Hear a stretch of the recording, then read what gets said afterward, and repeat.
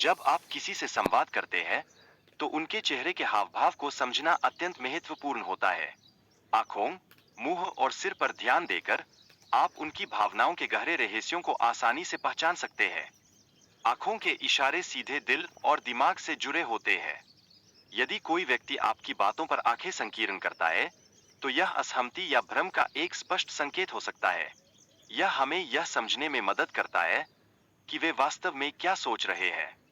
इसके अलावा, यदि कोई बातचीत के दौरान अपने सिर को बार-बार छूता है, तो यह संकेत देता है कि वह असहज हो सकता है। यह स्थिति आत्मविश्वास की कमी की भी ओर इशारा कर सकती है, जो दर्शाती है कि वे संवाद में खुद को सुरक्षित महसूस नहीं कर रहे। आप मुस्कान की पहचान भी कर सकते हैं, असली और नकली की।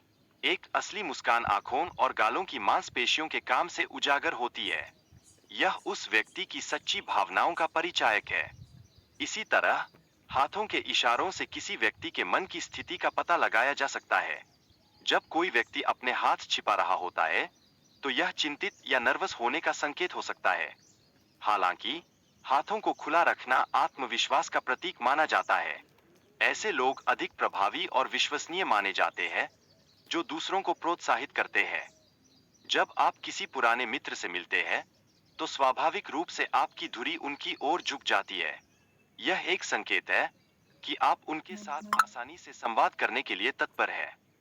बड़े अभिनेता और नेता जब दूसरों से बातचीत करते हैं, तो वे अपने शरीर को थोड़ा झुका देते हैं। यह न केवल उनकी आत्मविश्वास को बढ़ाता है, बल्कि बातचीत में गहराई भी लाता है।